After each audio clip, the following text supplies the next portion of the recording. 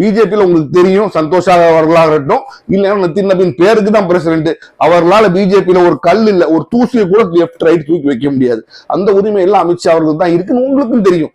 அப்ப நீங்க அங்க போய் கொடுக்கறதுக்கு ரீசன் என்னன்னா, நம்மளே அமித்ஷா கூப்பிடுவாரா அப்புறம் பேசலாமா அப்படின்னு நீங்க நினைச்சதுதான். அமித்ஷா அவர்கள் பொதுவா பிஜேபியோட வரலாறு நீங்க புரிஞ்சுக்கணும். எந்த தலைவருக்காகவும் மேஜரா விட்டு கொடுக்க மாட்டோம். போறதுன்னா அப்போ அதான் பிஜேபியோட பாலிசி. அந்த கட்சி கீழே இருந்து மேல வந்ததுக்கு அது ஒரு மேஜர் ரீசன். பல கோடி ரூபாய் செலவழிச்சு 5 அண்ணாமலைங்கிற பிம்பத்தை அவங்க உருவாக்கியிருக்காங்க. நீங்க புரிஞ்சுக்கணும். அண்ணாமலைங்கிற பிம்பத்தை உருவாக்குறதுக்கு பிஜேபி பல கோடி ரூபாய் செலவழிச்சிருக்கு. எத்தனை மீட்டிங்கள், எத்தனை இதுகள், எத்தனை பிரச்சாரங்கள், எத்தனை கூட்டங்கள், எல்லாத்துக்கும் கூட அத்தனை பேர் போனா அவ்வளவு செலவழிச்சது பிஜேபிங்கிற கட்சி. அண்ணாமலையை சொல்லுவார் தான் செலவழிக்கல அப்படின்னு அவர் சொல்றாரு. என்னனாலும் பண்ணுங்க, நான் வெளியில வர்றதுதான் தனி இயக்கம் தொடங்குறதா அண்ணாமலை வெளியில வந்தாருன்னா அது ஒரு டேரிங், ஒரு பெரிய ஒரு செயலாக இருக்கும். ஏன்னா எனக்கு தெரிஞ்சு இதுவரைக்கும் மிகப்பெரிய தலைவர்கள் யாரும் பிஜேபி கடந்த 14-15 வருஷத்துக்கு விட்டு வெளியில போனதில்லை.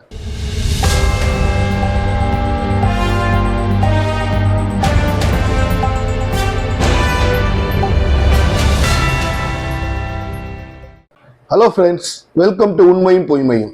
நம்ம சேனலில் வரக்கூடிய எல்லா வீடியோக்களையும் தொடர்ந்து பார்க்க நம்ம சேனலை சப்ஸ்கிரைப் பண்ணி பெல் பட்டனை ப்ரெஸ் பண்ணிக்கோங்க.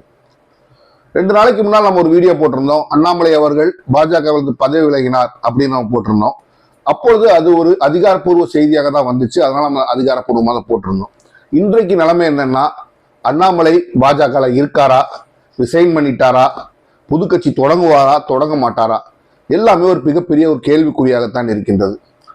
அப்போ இந்த நிலைமைக்கு காரணம் யாரு அப்படின்னு நம்ம பார்த்தோம்னா அண்ணாமலை தான் அதற்காக காரணம். அதுக்கு வேற யாரும் காரணம் கிடையாது. அவர் வெறுமனையா பதவி, அதான் அந்த வீடியோல சொல்லியிருந்தேன், வெறுமனையா பதவி மட்டும் ஒருத்தர் விலகணும்னு நினைச்சாருன்னா நீங்க கட்சி விட்டு போறீங்க. அப்ப நீங்க தமிழ்நாட்டிலே நயினார் நாகேந்திரனை பார்த்தே நீங்க நான் பதவி விலகிறேங்கன்னு சொல்லிட்டு போனா போதும். ஏன்னா நீங்க ஆல் இந்தியா ஆர்கனைசேஷன்ல எந்த ஒரு போஸ்ட்லயுமே நீங்க இல்ல. நீங்க பிஜேபியை பொறுத்த வரைக்கும் தேசிய லெவலில் எந்த ஒரு போஸ்டும் உங்களுக்கு பெரிய லெவல்ல இல்லைங்கும் போது நீங்க நயினார் நாகேந்திரனை பார்த்தே கொடுத்துட்டு போயிருந்திருக்கலாம். அவர் டெல்லிக்கு போய் ஒருத்தரை பார்த்து கொடுக்கணும் அப்படின்னு சொல்லும் போதே நான் உங்களுக்கு சொல்லியிருந்தேன், இது பதவி விலகலா அல்லது ஒரு பேரமா, எனக்கு இன்னும் இம்பார்ட்டன்ஸ் கொடுக்குற பேரமா அப்படிங்கிற ஒரு கேள்வியை நான் அப்பவே ரைஸ் பண்ணியிருந்தேன். இப்போ அதற்கு ஏற்ற மாதிரி தான் சம்பவங்கள் நடந்திருக்கு. என்னாச்சுன்னா, அண்ணாமலை அவர்கள் டெல்லிக்கு போறாரு. பிஜேபியோட புது பிரசிடென்ட் நிதின் நபீன் அவர்களை பார்த்து தான் ரெசிக்னேஷன் அவர் கொடுக்குறாரு. அதுக்கப்புறம் BL சந்தோஷ், நேஷனல் செக்ரட்டரி அவர் ஆர்கனைசேஷன், யாருன்னா அந்த காங்கிரஸ் KC வேணுகோபால் இருக்காரு இல்லையா, அந்த போஸ்ட்ல BL சந்தோஷ் கர்நாடகாவை சேர்ந்தவர் இருக்கிறார். ஏன் அந்த BL சந்தோஷை பாக்குறாருன்னா, அண்ணாமலையை பிஜேபிக்கு கொண்டு அவரை ஐடென்டிஃபை பண்ணி இது பாருங்க, இந்த பையனை நம்ம அரசியல கொண்டு வரணும், தமிழ்நாட்டு அரசியல பூத்தணும், எல்லா வேலையும் செய்தது BL சந்தோஷ்னு சொல்லுவாங்க. அவர் 2 பேருக்கு ஒரு நெருக்கமான உறவு உண்டு. அதனால அந்த BL சந்தோஷ் அவர் போய் பாக்குறாரு. பார்த்துட்டு ரிசிக்னேஷன் கொடுத்துட்டாரு. அந்த சமயத்துல கொடுத்துட்டு டெல்லி ஏர்போர்ட்டுக்கு திரும்பி வர்ற வழியில் அமித்ஷா அவர்கள் போன் பண்ணி அவரை பார்க்க சொன்னதாக சொல்றாங்க. இதை நீங்க 2 விதமா எடுத்திருந்திருக்கலாம். என்ன அப்படின்னா, அமித்ஷா அவர்கள் இவருக்கு நம்ம நபீனை பார்க்க போறோம், நம்மளை பார்க்கட்டும், பார்க்கறானா இல்லையான்னு பார்ப்போம்னு வெயிட் பண்ணிட்டு இருந்திருக்கிறார்.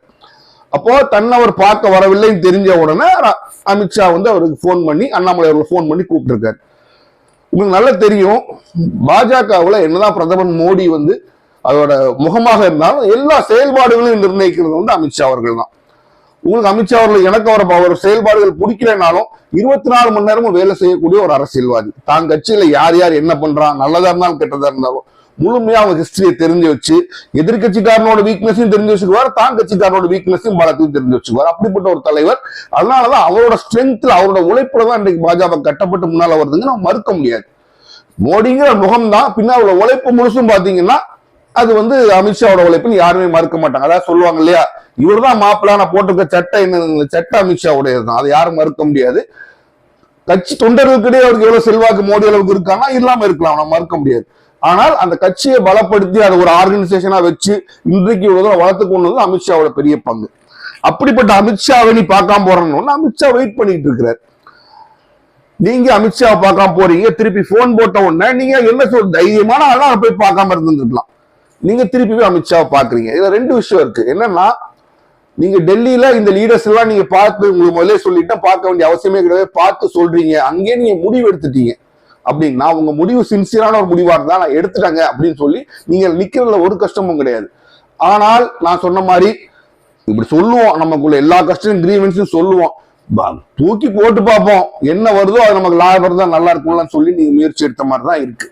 ஏன்னா நீங்க சந்திச்ச 2 பேராலையுமே பிஜேபியில உங்களுக்கு தெரியும், சந்தோஷ் அவர்களாக இருக்கட்டும், இல்ல நிதின் நபீன் பேருக்கு தான் பிரசிடென்ட், அவர்களால பிஜேபியில ஒரு கல் இல்ல, ஒரு தூசியை கூட லெப்ட் ரைட் தூக்கி வைக்க முடியாது. அந்த உரிமை எல்லாம் அமித்ஷா அவர்களுக்கு தான் இருக்குன்னு உங்களுக்கும் தெரியும். அப்ப நீங்க அங்க போய் கொடுக்கறதுக்கு ரீசன் என்னன்னா, நம்மளே அமித்ஷா கூப்பிடுவாரா அப்புறம் பேசலாமா அப்படின்னு நீங்க நினைச்சதுதான். ஆனா அமித்ஷாவை நீங்க கோவப்படுத்திட்டீங்க. இது நீங்க அமித்ஷா உங்ககிட்ட என்ன எதிர்பார்த்திருப்பான், நேரம் என்ன சந்திச்சுல அவன் பேசிட்டு இருக்கோம், இவங்க மூலமா பண்றான்னு உங்க அரசியல் கேம் புரிஞ்சுக்கிட்டார். புரிஞ்சு அமித்ஷா உங்களை திருப்பி கூப்பிடுறாரு. கூப்பிட்டு பேசும்போது நீங்க அந்த ரிசிக்னேஷன் இப்ப தகவல் என்ன வருதுன்னா, ரிசிக்னேஷன் கொடுக்கல, ஏற்றுக்கொள்ளப்படவில்லை, கொடுக்கவே இல்லை அப்படின்னு இப்ப நியூஸ் வருது. நீங்க டெல்லியிலே இருங்க, நான் பேசி ஒரு நல்ல முடிவா உங்களுக்கு சொல்றேன் அப்படின்னு சொல்லி அமித்ஷா அவர்கள் உங்களுக்கு இருக்க சொன்னாங்க. நீங்க இன்னொரு டெல்லியில இருக்கிறது நியூஸ்.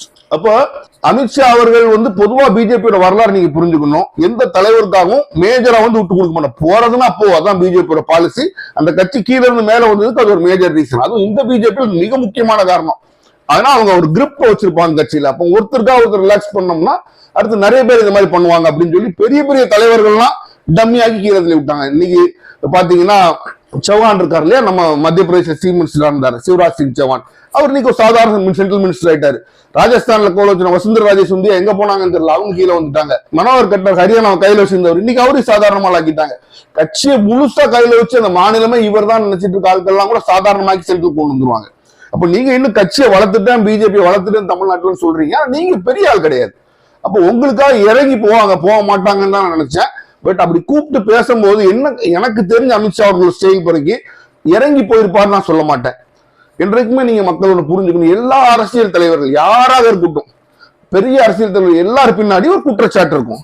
அந்த குற்றச்சாட்டுக்கான சில ஆதாரங்கள் இருக்கும், சும்மா குற்றச்சாட்டுகள் வர்றதில்லை. அப்ப அண்ணாமலை அவர்கள் மேலும் சில குற்றச்சாட்டுகள் உண்டு, இருந்திருக்கும்.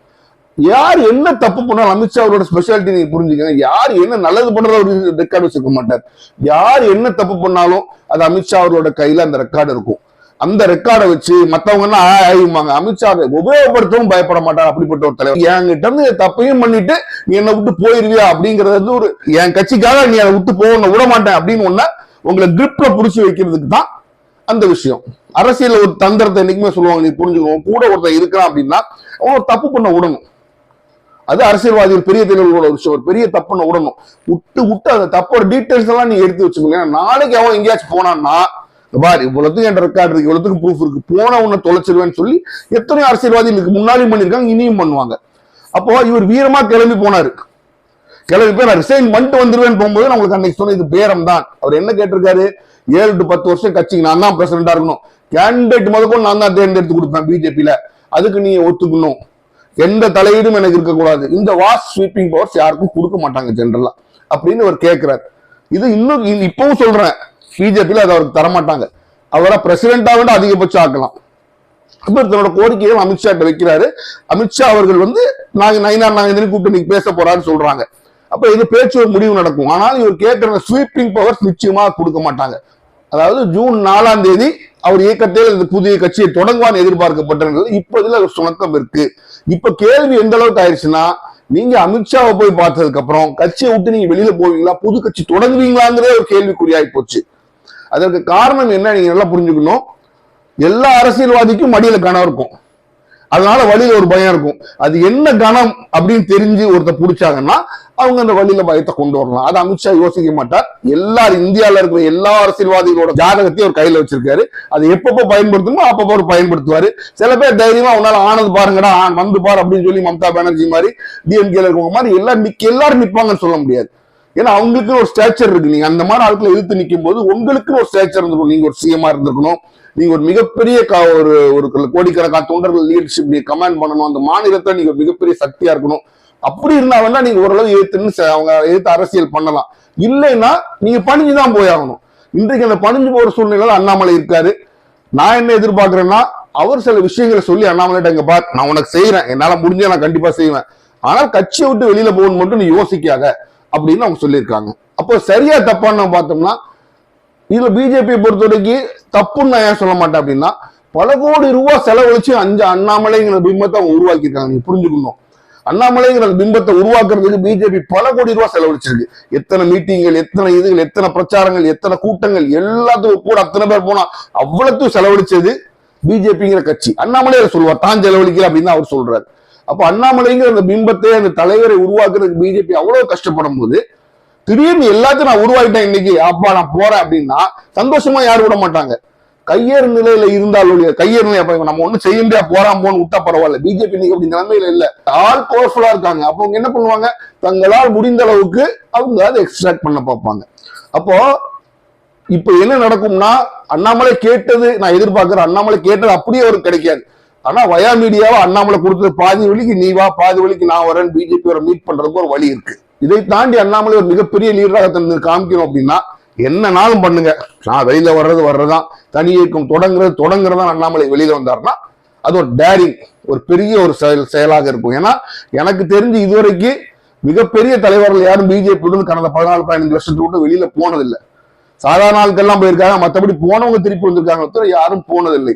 அப்படி ஒரு ஸ்ட்ராங்கான ஒரு கட்சியை வச்சு பிஜேபி நடத்திட்டு இருக்கும்போது இன்றைக்கு நேஷனல் மீடியா முழுசும் போய் அண்ணாமலை போறாருன்னு அந்த சூழ்நிலை கிரியேட் பண்ணி நீங்க பிஜேபி விட்டு வெளியில போய் சக்சஸ்ஃபுல்லா வெளியில போயிட்டீங்கன்னா அது பிஜேபிக்கு ஒரு சரிவு, அவங்களுக்கு ஒரு ஃபேஸ் லாஸ்மாங்க, அவங்களுக்கு ஒரு அசிங்கப்படுற மாதிரி ஒரு செயல். அது அவ்வளவு லேஸ்ல உங்களுக்கு பிஜேபி விட மாட்டாங்க. நான் என்ன எதிர்பார்க்கிறேன் அப்படின்னா, அண்ணாமலை இது ஸ்ரூடா ஒரு பக்கம் காயம் நகர்த்துறாரு. என்ன ஜீரோ ஆக்கிட்டீங்க இன்னைக்கு பிஜேபியில, ஜீரோ வாக்குல இருந்து எனக்கு என் பழைய பொசிஷனாச்சும் எனக்கு வரணும் அப்படின்னு அவர் நகர்த்துற காய் தான் இது.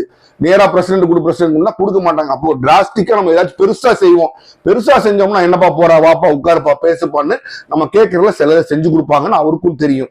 அதை எதிர்பார்ப்போட தான் போறாரு. இப்போ என்ன ஒரே கேள்வி அப்படின்னா, அமித்ஷா அவர்கள் இவர் கேட்கறதுக்கு கொஞ்சமாச்சும் செஞ்சு கொடுக்குறாரா இல்ல ஒரு நாள் ஆணலை பார்த்துக்கோன்னு சொல்லி அவர் அனுப்பிவிட போறாருங்கிறது தெரியல. ஆனால் அமித்ஷா கொஞ்சம் இறங்கி அவரை பார்த்து பேசுறதே ஒரு பெரிய விஷயம் தான். அப்படி பார்த்து பேசும்போது என்னன்னா, BJP is willing to meet him half way, பாதி வழியில அவரை சந்திக்க பிஜேபி தயாரா இருக்கு. முழுமையா அவர் கேட்டது எல்லாத்தையும் பிஜேபி தரமாட்டாங்க நிச்சயமா. அப்ப இவரும் தன்னோட அந்த ஈக்குவேஷன்ஸை மாத்தி தான் பிஜேபிக்குள்ள இருக்க வேண்டிய சூழ்நிலை இருக்குது. அப்போ இதுல 2 விஷயம் நடக்கக்கூடிய பாசிபிலிட்டி இருக்கு. அமித்ஷா அவர்களுடைய பேச்சை எதிர்த்து ஒண்ணு நீங்க கட்சி தொடங்கலாம், அப்படின்னா நீங்க உண்மையான மாவீரர் தான் நான் ஒத்துக்கிறேன். இல்லைன்னா அமித்ஷா உங்க எல்லாரோட சின்னம் அமித்ஷா அவர்கள் கையில இருக்கு, அதை அவர் பயன்படுத்தி உங்களை வேண்டாம் பேருக்கு கொஞ்சம் விட்டு கொடுக்குறேன்னு சொல்லி விட்டு கொடுத்து மறுபடியும் உங்களை கட்சியில ப்ராமினன்ட் ஆக்கி ப்ரொஜெக்ட் பண்ணி கட்சி அவர் வளர்க்க ட்ரை பண்ணலாம். அவர் என்ன செய்ய போறாருங்கிறது இப்போ ஒரு விஷயம் உங்களுக்கு தெளிவா சொல்றேன். அது அண்ணாமலை அவர்கள் கையில இல்ல, அது அமித்ஷா அவர்கள் கையில தான் இருக்கு. அந்த அமித்ஷா கையையும் மீறி அண்ணாமலை வெளியில வந்தா தான் ஒரு மிகப்பெரிய தலைவர் அப்படிங்கிற நம்ம ஒத்துக்க முடியும். இல்லைன்னா பிஜேபிக்குள்ள தனக்கு என்ன கிடைக்கும் ஆதாயம் கிடைக்கும் பாக்குறதுக்காக ஒரு சின்ன ஒரு மூவ், ஒரு சின்ன ஒரு நடவடிக்கை இது அப்படின்னு தான் பார்க்க முடியுமே தவிர இதனால அவர் ஜென்யூனா புது கட்சி தொடங்குறாரு நம்ம எதிர்பார்க்க முடியாது. அப்ப அண்ணாமலை அடுத்த நடவடிக்கை எப்படி வருது, அமித்ஷா அவருக்கு கொடுக்கிற அந்த பிரஷர் அவர் தாண்டி வர்றாரா அப்படிங்கிறத பொறுத்து தான் அவர் தமிழகத்துல எந்த மாதிரி ஒரு பெரிய தலைவராக வருவாருங்கிறத நம்ம சொல்ல முடியும். மீண்டும் சந்திப்போம்.